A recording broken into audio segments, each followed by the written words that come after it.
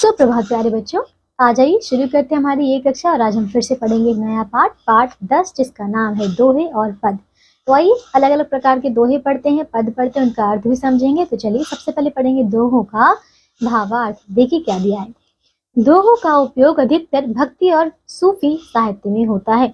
दोहे जीवन के मूल्यों, प्रेम, ज्ञान और नैतिकता पर प्रकाश डालते हैं। यह कविता का ही एक रूप है। तो आइए पढ़ते हैं हम इन दोहों को, ठीक है, और इनसे कुछ नया जानेंगे। देखिए जो पहला दोहा है, पर घर पगनी मैलणो बना मान मनवार, इंजन आवे देखने सिग्नल रो सत्कार। तो बच्चों देखिए इसका अर्थ ये है, कहते हैं कि यहाँ पे देखो हमें उस घर कभी नहीं जाना चाहिए जहाँ पर हमारा सम्मान ना हो, हमारा आदर ना हो, ठीक है।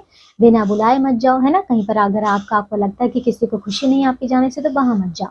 जैसे कि एक इंजन तभी तो जाता है जब सिग्नल उसका बच्चों यहाँ पे सत्कार करता है, जब उसे बुलाता है तभी तो जाता है ना। इसी प्रकार अब देखिए दूसरा है, रेट परे चरक्यो फरे पण फरवा में फेर, वो तो पाड़ हरे यो करे यो छूटा रो ढेर। तो बच्चों इसका ये देखो, जैसे कि रेट परे चरक्यो फरे। तो बच्चों जो रेट होती है और जो चरखा होता है, वो दोनों क्या करते हैं, दोनों ही घूमते हैं, लेकिन दोनों के घूमने में अंतर होता है। क्या अंतर होता है, देखिए जब रेट को फेरा जाता है तो फिर वहां से रेट को जब फेरते हैं तो क्या होता है, तो वो चारों तरफ हरियाली होती है, ठीक है। लेकिन जब चरखे को फेरा जाता है तो बस सिर्फ और सिर्फ कचरे का ढेर लगता है, ठीक है। तो ये है बच्चों इसका अर्थ, है ना। अच्छा तो बच्चों ये दोनों जो दोहे थे इसका इनके लेखक है बाबजी चतुर सिंह, ठीक है। आइए अगला करते हैं बच्चों। अगला दोहा है, करत करत अभ्यास के जड़मति होत सुजान, रसरी आवत जाते सिल पर परत निशान। तो बच्चों इसका देखो, कहते हैं कि जिस प्रकार हमें मतलब जैसे कि एक पत्थर पर जब बार बार से बच्चों रस्सी जब पानी निकाला जाता है ना, तो बार बार उस रस्सी से उस पर प्रहार करने से पत्थर पर उस पर निशान पड़ जाता है।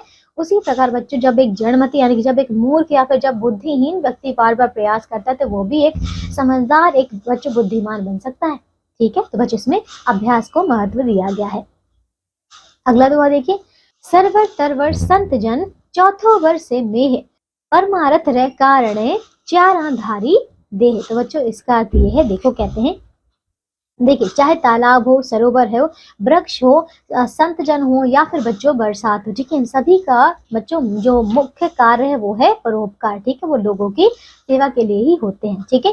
तो यहाँ पर हमें यही कहा जा रहा है कि जो परोपकार होता है, दूसरों की सेवा करना होता है, यही हमारा सबसे बड़ा धर्म होता है, सबसे बड़ा कर्म होता है।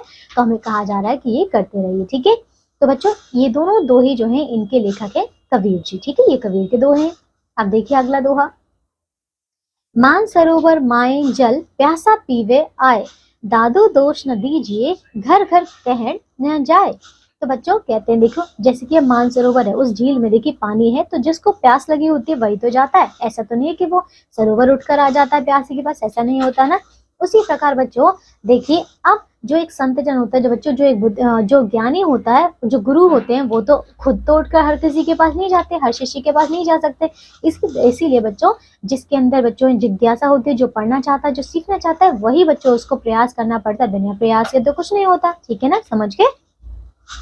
अगला देखिए, दादू दिया है भला दिया करो सब कोई, घर में धरा न पाइए जो कर दिया न होए।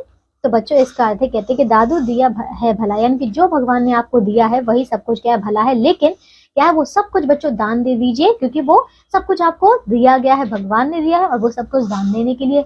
अगर आप ये सोचते हैं कि आप घर में रखें, अगर आपके घर में कोई चीज रखी है तो उसका कोई अर्थ नहीं है, ठीक है। तो बच्चों जो हमें दिया है वो दान देने के लिए ही है, और वही सबसे बड़ा बच्चों धर्म भी है, ठीक है। अब देखिए बच्चों ये दोनों जो दोहे हैं वो हैं दादू दयाल के, ठीक है। अच्छा अगला देखिए बच्चों, अब यहाँ पे पद है, मीरा के पद है। देखिए, बसो मेरे नैनन में नंदलाल, मोहनी स्मूरत सांवरी सूरत, नैना बने विशाल, अधर सुधारस मुरली राजत उर्वे जंती माल, क्षुद्र घंटिका कटि तट शोभित नुपुर सबद रसाल,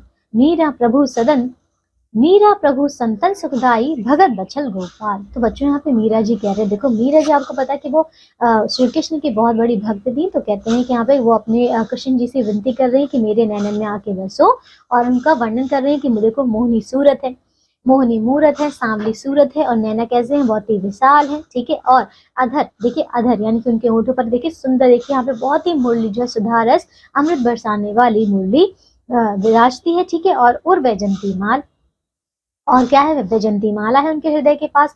क्षुद्र घंटी का देखिए कमर में छोटी छोटी उनकी घंटियां हैं जो कि शोभा बढ़ा रही हैं। और नुपुर सबल रसाल यानी कि उनके पैरों में क्या है, पायल है ना। और कहती है कि मीरा प्रभु संतन सुखदाई, यानी कि मीरा कहती है कि जो प्रभु हैं श्री कृष्ण वो क्या है, वो संतों को सबको सुख देने वाले हैं, ठीक है। और भगत बचल गोपाल, ठीक है। तो समझ आया बच्चों, ये है मीरा के पद, ठीक है। तो बच्चों ये था हमारा पाठ, और इसके आगे आपको सभी का सरलार्थ भी दिया गया, दोहों का भी और मीरा के पद के भी। तो चलिए आज के लिए सिर्फ इतना ही, अब आप खुद से, ठीक है, इनको एक बार फिर से पढ़ेंगे। मुझे आशा है कि आपको ये वाला पाठ अच्छा लगा होगा, ठीक है। तो बच्चों हम मिलेंगे अगली कक्षा में, पढ़ेंगे नया पाठ। तब तक के लिए अपना ध्यान रखिए, स्वस्थ रहिए, बाय बाय।